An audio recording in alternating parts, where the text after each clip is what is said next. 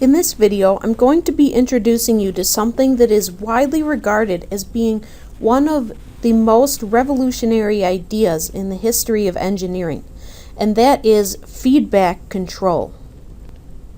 We can use what we have learned so far about transfer functions to understand and analyze a feedback control system.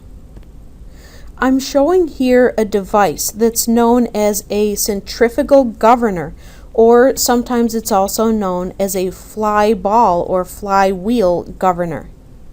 This is a device that uses feedback control in order to control the speed of an engine.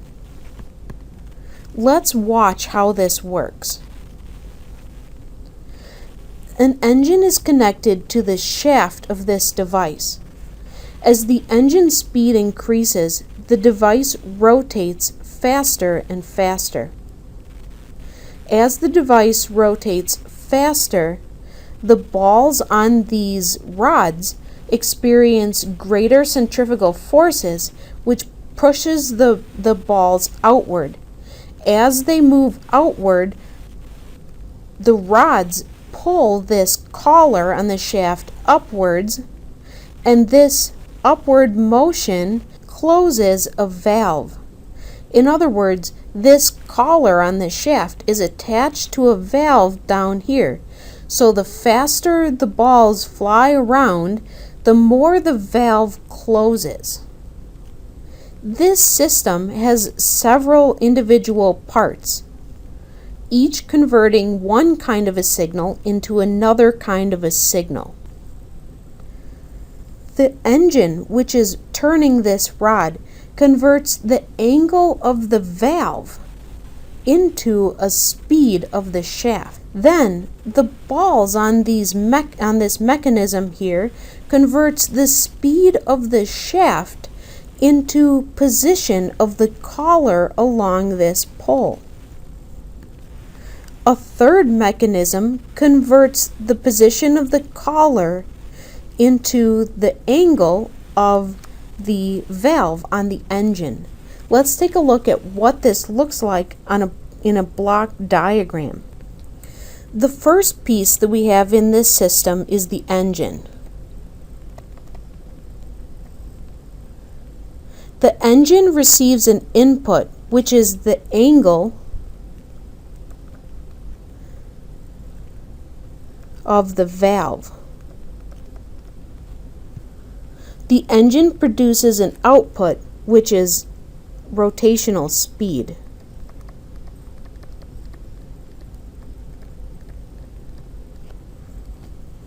The next piece that we have in this system is the balls that are attached to the rods.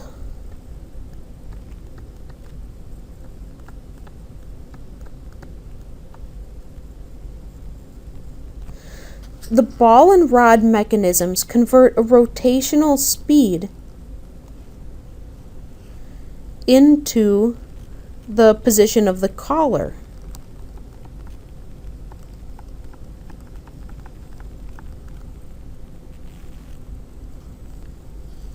Then we have a third mechanism, which is just a rod, which converts the collar position into the angle of the valve. Now notice that this signal here, the output, is the same signal as the signal of the input. This is what defines a feedback system. The correct positioning of this block is not as I've drawn it here. Actually, what I should have done is I should have put the rod down here, so that I can show that the collar position is feeding into the rod,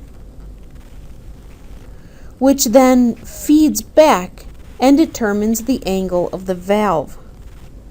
This is a feedback control system. A feedback control system is any kind of a system that has a component that converts the output signal back into the input signal of another component. So how can we model or simulate systems like this one?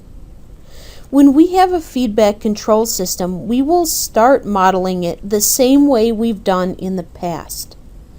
Our first step will be to obtain the differential equations for each part of this system. We'll do this the same way that we've done in the past. We'll identify the input and output signals of each part, then we'll draw conceptual diagrams of each part, and then we'll apply the laws for that kind of a system. Once we've obtained the differential equations for each part, we will then take the Laplace transform and put the Laplace transform into transfer function form. Now at this point, let's take a look at what our block diagram will look like once we have the transfer function form.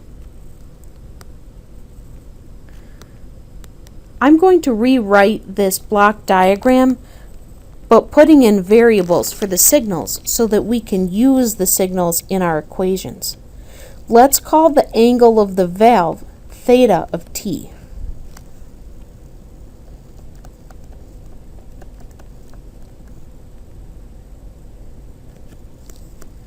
The engine converts theta of t into a rotational speed, which I will call here omega.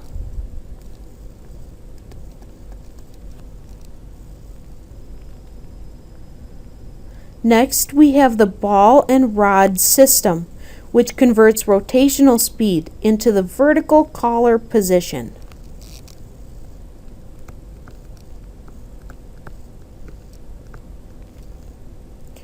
I'm going to call the vertical collar position y of t. Lastly, we have a final rod mechanism which converts the collar position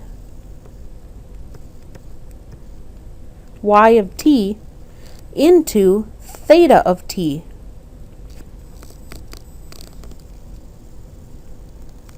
So what will the transfer function of each of these parts look like? Remember that a transfer function is in the form of output over input. So the engine will have a transfer function that looks like this. The output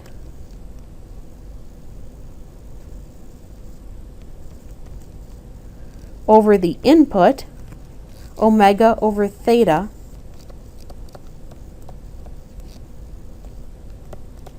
the ball and rod will have its output, y of s, over its input, omega, and the rod will have a transfer function that converts between its output, theta, and its input, y.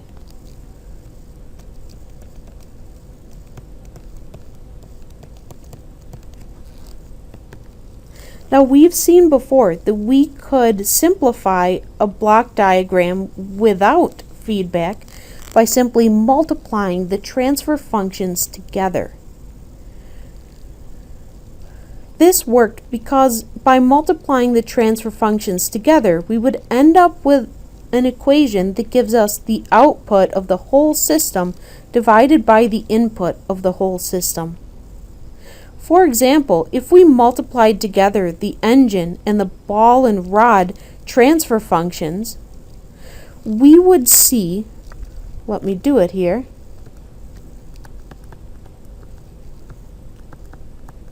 that omega cancels out and it gives us y of s over theta of s, which is the total output over the total input. But what would happen if we now took the rod and multiplied it by the engine and the ball and rod? We would be multiplying theta of s divided by y of s. These would both cancel out and we would get a value of 1 no matter what the transfer functions were.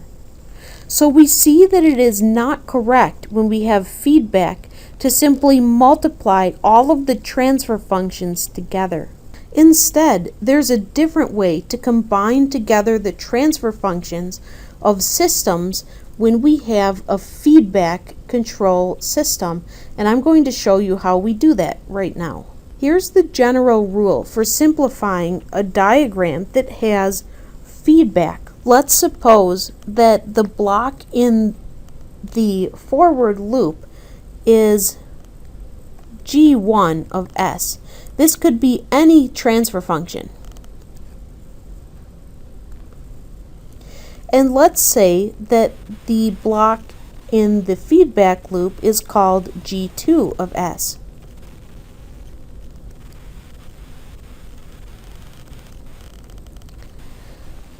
And let's suppose that the way that we deal with this feedback is that the faster the rod spins, the more the valve closes. In other words, what we have here is the feedback mechanism subtracts from the existing valve closure. This is another way of saying that however much the valve is closed here is equal to the amount it was initially closed minus the amount that it is closed by the rotating valve. We can simplify this entire block diagram into one single block by using this equation.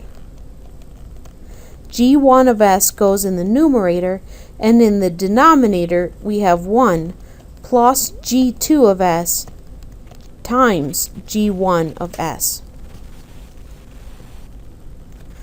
Let's take a look at an example. Let's suppose that we've modeled the engine and we've determined that the equation of the engine is equal to a constant times S over another constant times S plus a constant.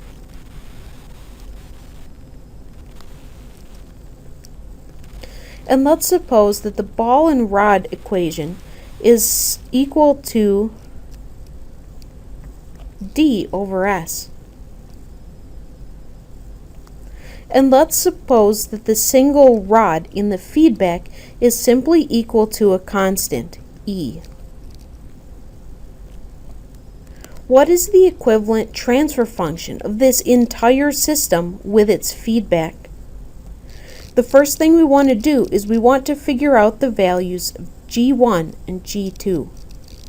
G1 will be the multiplication of the engine and the ball and rod.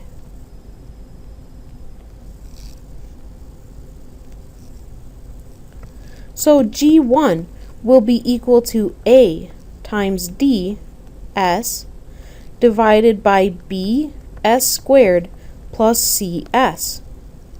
I got this by multiplying the engine transfer function times the ball and rod transfer function. Remember, G1 is the transfer function of the entire forward part of the loop. In this case, the rod is the only thing in the feedback. So G2 is equal to E. Now, let's use G1 and G2 to find the transfer function for this whole system.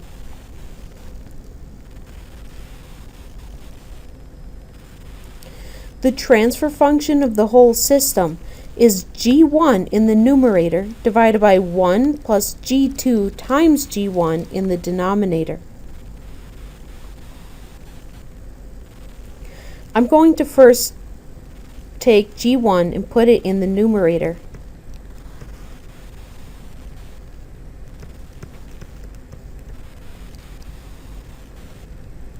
Then in the denominator, I'll take 1 plus G2, which is E, times G1.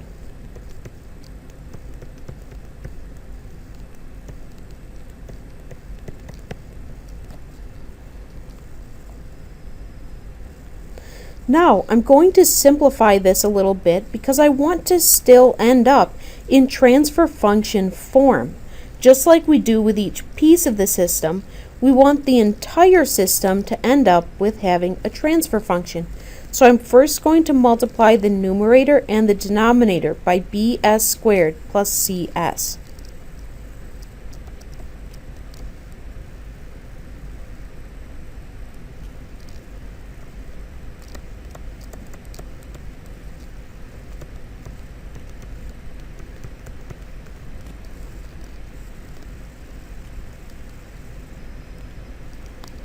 Now I'm going to gather together my terms in the denominator, and I can also see that one of the s's is going to cancel out.